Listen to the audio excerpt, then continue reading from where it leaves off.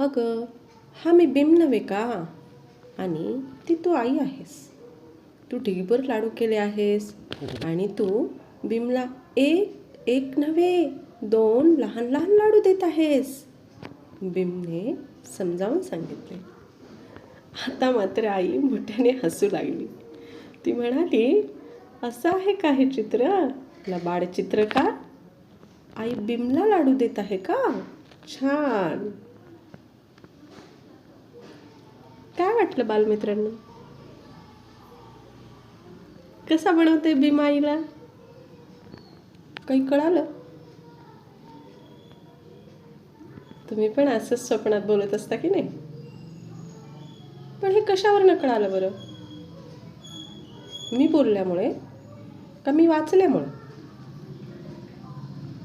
हां, मी वाचलं खरं, पण मी याच्यात पण कशाचा तरी आधार घेतलाय, तो तुम्हाला माहिती आहे. अगं, हा मी बिम नव्हे का? कळलं तुम्हाला?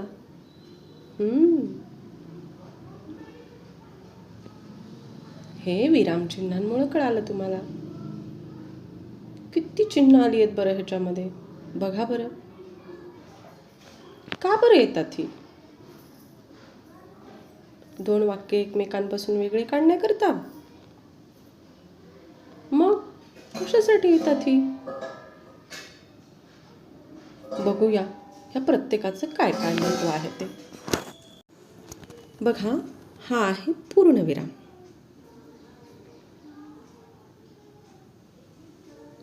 पहिलं विरामचिन्ह पूर्णविराम. तुम्हाला माहिती आहे हे कधी देतात बरं? वाक्य पूर्ण झाले हे दाखवण्यासाठी वापरतात. आता इथे एक वाक्य दिलंय, मी दररोज शाळेत जातो. कुठे झालंय बरं वाक्य पूर्ण? जातो, है की नाही? मग तिथं हा पूर्णविराम आला पाहिजे. आणखीन एक बरं का बालमित्रांनो, हा पूर्णविराम असा कंसात दिलाय ना, तसा भरीव द्यायचा असतो. तो शून्यासारखा कधीही द्यायचा नाही. शून्य शून्यच आहे. शून्याला एक आकृती आहे. तसं पूर्णविरामाला सुद्धा एक आकृती आहे. परंतु पूर्णविराम हा कधी कधी आपण शून्यासारखा देतो, तर तो कधीही द्यायचा नाही. तो असा भरीव द्यायचा. आता बघा, ह्या पूर्णविरामाची व्याख्या देताना वाक्य पूर्ण झाले की हे दाखवण्यासाठी वापरतात असं मी म्हणाले, आणि त्याच्या पुढे माझं वाक्य संपलं होतं म्हणून मी तिथे पण पूर्णविराम दिला. ह्याची जागा जर चुकली ना तर अर्थ फार वेगळा होतो बरं का. म्हणून ह्याची जागा वाक्य पूर्ण झाल्यावर, विधान पूर्ण झाल्यावरच असते, हे आपण लक्षात ठेवूया. आता आपण पुढचं विरामचिन्ह बघणार आहोत, ते आहे अर्धविराम. पूर्णविराम म्हणजे पूर्णविराम दिला. अर्धविराम बघा, 2 छोटी वाक्य पण, परंतु, मात्र अशा शब्दांनी जोडतो तेव्हा अर्धविराम याचा वापर करतात. मित्रांनो, आपलं बोलणं कधी कधी एका वाक्यात पूर्ण होत नाही. आपल्याला 2 छोटी छोटी वाक्य बोलावी लागतात, तेव्हा आपल्या म्हणण्याचा अर्थ हा पुढच्याला समजत असतो. परंतु हे वाक्य बघा, आता मी पण परंतु वापरलं, मला पुढे काहीतरी अजून त्या संबंधाने सांगायचं आहे, म्हणून हा अर्धविराम येतो. बघूया. गड आला पण सिंह गेला. आलंय ना पण. मग आपण काही गोष्टी ट्रिकनी लक्षात ठेवूया. पण, परंतु, मात्र अशा शब्दांनी जोडतो तेव्हा या अर्धविरामाचा वापर होतो. मग मला जेव्हा पण, परंतु, मात्र पुढे लिहायचे, त्याच्या आधी मला अर्धविराम द्यायचा आहे, हे आपण लक्षात ठेवूया. आणि आपण पहिला जे विरामचिन्ह बघितलं, कोणतं? पूर्णविराम, त्याचा पण आधार घेतलाय, कारण वाक्य पूर्ण झालंय ना. गड आला पण सिंह गेला, वाक्य पूर्ण झालं आणि पूर्णविराम दिला. पूर्णविराम कसा दिलाय? भरीव दिला. परत आपण ते लक्षात घेऊया. आता पुढचं विरामचिन्ह, ते आहे स्वल्पविराम. बघा कसं दिलंय.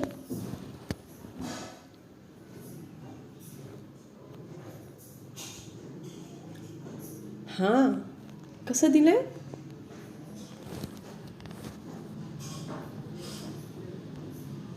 पहा बरं, आहे ना. तुम्ही पाहता तसं पुस्तकात. कधी वापरतात बरं हे. एकाच जातीचे शब्द लागोपाठ आल्यास वापरतात, हो की नाही. एकाच जातीचे शब्द लागोपाठ आल्यास वापरतात. एकाच जातीचे म्हणजे सई, सायली, मधुरा, विद्या ही सगळी मुलींची नावं आहेत की नाही. मुलांची असतील तर रवी, विराज, अथर्व, हो की नाही. मुलांची नावं आहेत. मग या नावांपुढे मला क्वामा द्यावा लागेल, ज्याला आपण स्वल्पविराम असं म्हणतो आणि आपल्या बोलीभाषेत क्वामा असं म्हणतो. अजून भाज्यांची नावं, गावांची नावं, हो की नाही. त्यावेळी म्हणजे एकाच जातीचे, ते कोणत्याही वस्तू असोत, कोणत्याही व्यक्तिरूपांची नावं असतो, कोणत्याही प्राण्यांची नावं असोत, ते एका लागोपाठ एक आली, हो 2 येऊ द्या मित्रांनो. 2 आली तर पहिल्या नावाच्या पुढे हा स्वल्पविराम येईल. हाक मारताना, आज्ञा देताना पण नावापुढे वापरतात. आपण आत्ताच्या ह्याच्यात वापरलाय बघा सुरुवातीलाच, अगं, है की नाही. तेव्हा सुद्धा स्वल्पविराम वापरतात. अगं ताई, अगच्या तिथे काय येईल, स्वल्पविराम येईल. बघा उदाहरण घेऊन बघूया ना. काय आहेत उदाहरणं. गंगा, यमुना, कावेरी, सरस्वती, गोदावरी ही कशाची नाव आहेत बरं. नद्यांची. या भारतातील प्रमुख नद्या आहेत. बघा बालमित्रांनो, शेवटचं नाव कोणत्या नदीचं आहे, गोदावरी. तेव्हा आपण क्वामा दिलाय का, तेव्हा स्वल्पविराम दिलाय का, नाही. तर शेवटी स्वल्पविराम द्यायचा नाही. आणि हे वाक्य पूर्ण झाल्यावर इथे काय आवश्यक आहे मला आठवण करून द्या. या वाक्यात काहीतरी कमी आहे विरामचिन्हांची. कुठे आणखीन विरामचिन्ह यायला हवं, जे की तुम्हाला माहिती आहे. हां, भारतातील प्रमुख नद्या आहेत. इथे वाक्य पूर्ण झाले. इथे कोणतं विरामचिन्ह असायला हवं, पूर्णविराम. बरोबर. आता बघा, हाक मारताना किंवा आज्ञा देताना. सविता पुस्तक दे. कुणाला हाक मारली आहे, सविताला. म्हणून आपण स्वल्पविराम दिलाय. आणि वाक्य पूर्ण झालं म्हणून पूर्णविराम दिला. जाऊया पुढे. आता पुढचे विरामचिन्ह आहे अपूर्ण विराम. नावातच आहे. वाक्याच्या शेवटी तपशील देताना वापरतात. आणि इथे आपण वाक्य पूर्ण झाले म्हणून पूर्णविराम वापरला. पण तपशील म्हणजे कशाचा, कुठल्याही यादीचा. मग यादी आली की पुन्हा तिथे स्वल्पविराम आला. एकाच जातीची नाव आलं की पुन्हा तिथे स्वल्पविराम आला. खाद्यतेलाचे प्रकार पुढील प्रमाणे. करडी, शेंगदाणा, सोयाबीन. तुम्ही वापरता ना खाद्यतेल भाजीसाठी, ते. मग ती पण अनेक प्रकारची असतात म्हणून त्याला स्वल्पविराम दिलाय. आणि नंतर शेवटी पूर्णविराम दिलाय. पण हे कसं दाखवायचं मग. आता प्रकार दाखवायचे आहेत आपल्याला. कशाचेही प्रकार असतील, भाज्यांचे, मुलांचे, काहीही तपशील असेल, तो एकत्रितरित्या जर दाखवायचा असेल तर हा पूर्णविराम दिला जातो. पाहूया पुढचं विरामचिन्ह. हे विरामचिन्ह तुमच्या अतिशय ओळखीचं आहे. कोणतं आहे बरं हे, प्रश्नचिन्ह. पहा त्याचं चिन्ह कसं आहे. वाक्यात प्रश्न विचारला असेल, बघा इथे आला बघा अर्धविराम, तर वाक्याच्या शेवटी वापरतात. मला तर, मात्र, परंतु, पण जर जोडायचं असेल की नाही, त्याच्या अगोदर मी काय देतो, अर्धविराम देतो. आणि मग तो अर्धविराम पण म्हणतो. तर, मात्र, परंतु याच्या आधी तुम्ही माझा उपयोग करा. म्हणजे 2 छोटी वाक्य जोडता येतील, हे की नाही. ही 2 छोटी छोटीच वाक्य आहेत आणि तरनी जोडलेली आहेत. मग मला ज्या विरामचिन्हाविषयी बोलायचे ते आहे प्रश्नचिन्ह. तू कुठे गेला होतास?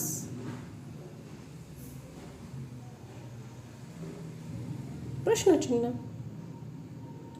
पुढच्याला मला जर काही विचारायचं असेल, पुढच्याकडून काही माहिती जाणून घ्यायची असेल, तर मला प्रश्न विचारावा लागेल. याला काय माहिती जाणून घ्यायची की तो कुठे गेलेला आहे. मग कधी, कोण, काय, कुठे, कशासाठी, कुणाला, अशी जी प्रश्नार्थक शब्द येतात की नाही, तेव्हा पुढे प्रश्नार्थक चिन्ह पण येते. कुठे याच्या पुढे पण येईल. कधी, एक शब्द पण प्रश्नचिन्ह असू शकतो. आलं लक्षात? पाहूया. बघा, उद्गार चिन्ह मनातील भावना व्यक्त करणाऱ्या शब्दाच्या शेवटी वापरतात. कसं आहे हे चिन्ह? बिरेग आहे आणि खाली पुन्हा टिंब आहे, ते पण भरीव आहे. आलं का लक्षात?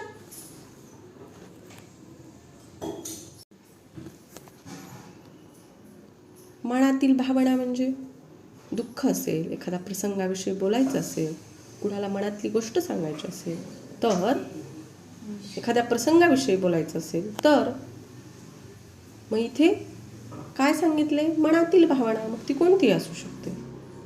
त्या शब्दाच्या शेवटी उद्गार चिन्ह वापरतात. आश्चर्य व्यक्त करताना सुद्धा वाक्याच्या शेवटी वापरतात. बघा, आश्चर्य, बापरे केवढा मोठा हत्ती.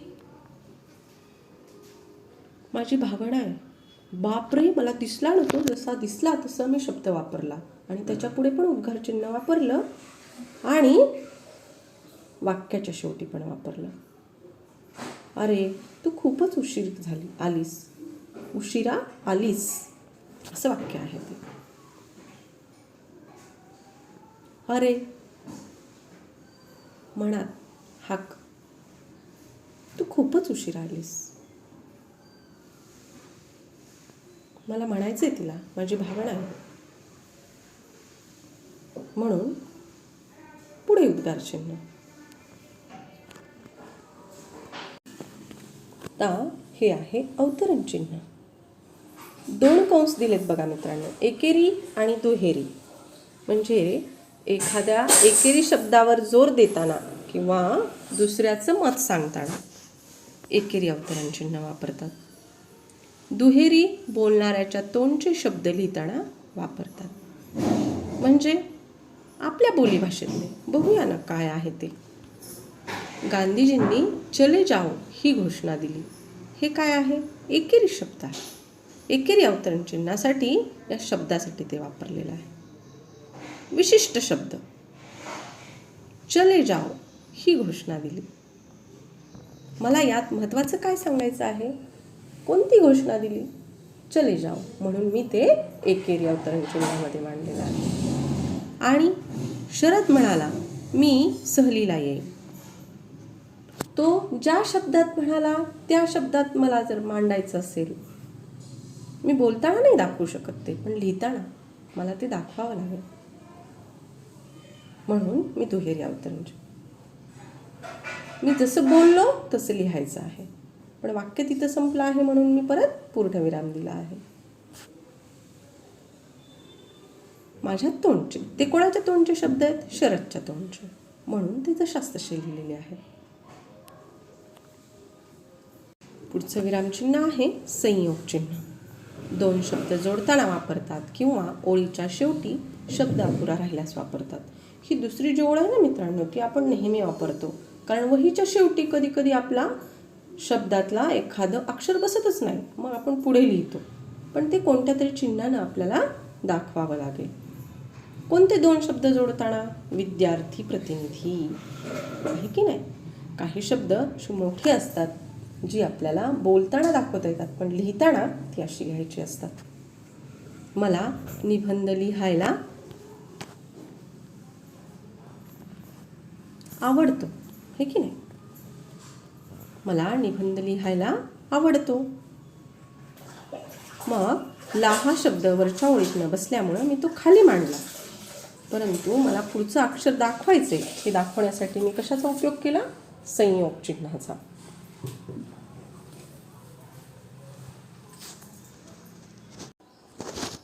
यातली कोणती कोणती विरामचिन्ह यात आलेली आहेत पाहूया बरं. बघा, प्रश्नचिन्ह आलंय, स्वल्पविराम आलाय, दुहेरी अवतरण चिन्ह आलंय, उद्गारवाचक चिन्ह आलंय, पूर्णविराम आलाय. आलाय का? पहा.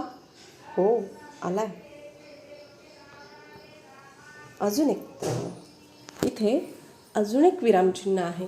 पहा बरं काय म्हणतंय ते, आणि कोणतं वेगळं आहे ते पण निरीक्षण करा. ज्याविषयी आपण बोललोच नाही, तुमच्या लक्षात येईल कोणतं आहे ते. थोडंसं निरीक्षण करा. बघा, एकच्या पुढे किती टिंब आली आहेत बरं? इथं चुकून 4 टिंब आली आहेत, पण 3 टिंब असायला हवी. बरोबर. वाक्याच्या शेवटी आपण 1 टिंब असलं की काय म्हणतो? वाक्य पूर्ण झालं. आणि ते कळतं पण आपल्याला की विरामचिन्ह बोलताना नाही कळत, पण लिहिताना जर ते सांगायचं असेल तर ते विरामचिन्हाने दाखवावं लागतं. मग पूर्णविरामामुळे काय कळतं आपल्याला? वाक्य पूर्ण झालं असं कळतं. पण 3 टिंबे असली की ते अपूर्ण असल्याचं कळतं. म्हणजे असे की लिहिणाऱ्याला पुढे काहीतरी म्हणायचं आहे, पण त्याने स्वतःला आवर घातला आहे, आणि जे म्हणायचे आहे ती ओळखण्याची जबाबदारी कुणावर आहे? वाचकावर. मग ही पण जबाबदारी त्यांनी आपल्यावर सोपवली, आईवर सोपवली. सोपवली आहे आईवर. आईला तर तो बोलून दाखवतोय, एकदम बरोबर. ती जबाबदारी त्यांनी आपल्यावर सोपवली आहे. म्हणून ही 3 टिंबे.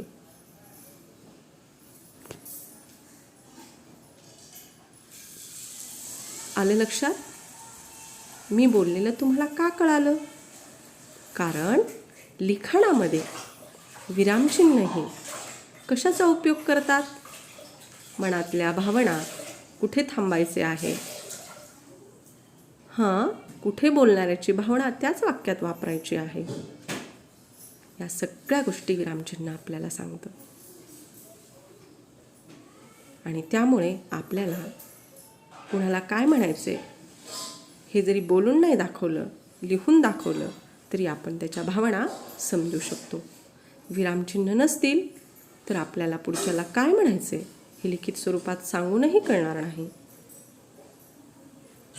आणि मग सगळी भाषाच अपुरी होऊन जाईल. त्यामुळं विरामचिन्हे ही गोष्ट खूप महत्त्वाची आहे.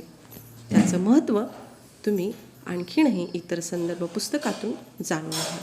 भेटू.